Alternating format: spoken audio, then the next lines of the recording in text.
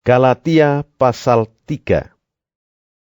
Hai orang-orang Galatia yang bodoh, siapakah yang telah mempesona kamu? Bukankah Yesus Kristus yang disalibkan itu telah dilukiskan dengan terang di depanmu? Hanya ini yang hendak ku ketahui daripada kamu. Adakah kamu telah menerima Roh karena melakukan hukum Taurat? Atau karena percaya kepada pemberitaan Injil? Adakah kamu sebodoh itu? Kamu telah mulai dengan Roh. Maukah kamu sekarang mengakhirinya di dalam daging? Sia-siakah semua yang telah kamu alami sebanyak itu? Masakan sia-sia? Jadi bagaimana sekarang? Apakah Ia yang menganugerahkan Roh kepada kamu dengan berlimpah-limpah dan yang melakukan mujizat di antara kamu berbuat demikian karena kamu melakukan hukum Taurat, atau karena kamu percaya kepada pemberitaan Injil?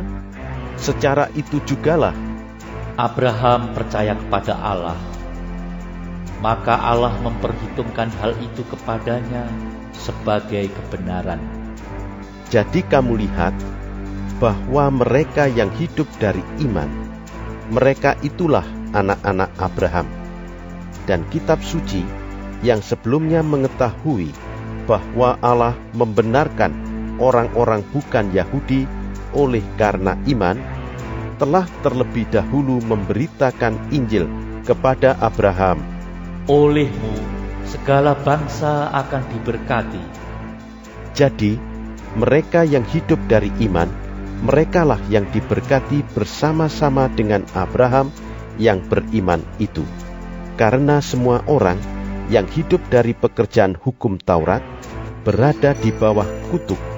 Sebab ada tertulis, Terkutuklah orang yang tidak setia melakukan segala sesuatu yang tertulis dalam kitab hukum Taurat.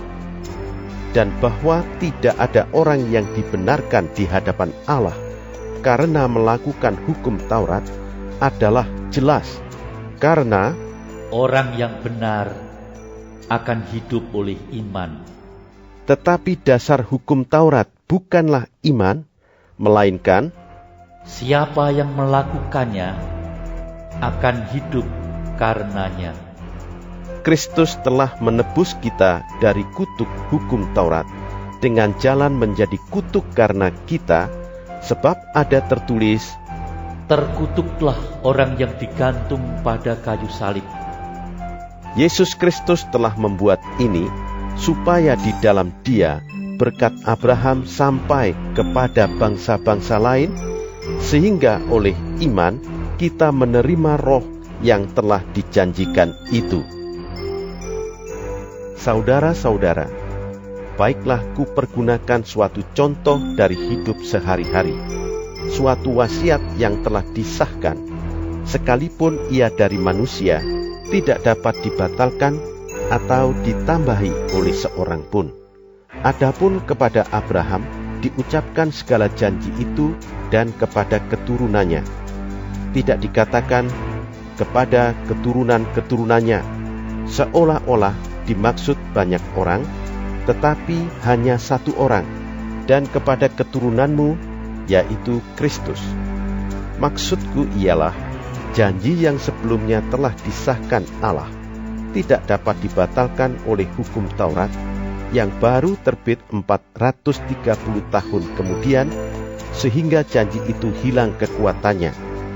Sebab jikalau apa yang ditentukan Allah berasal dari hukum Taurat, ia tidak berasal dari janji, tetapi justru oleh janjilah Allah telah menganugerahkan kasih karunia-Nya kepada Abraham. Kalau demikian, apakah maksudnya hukum Taurat?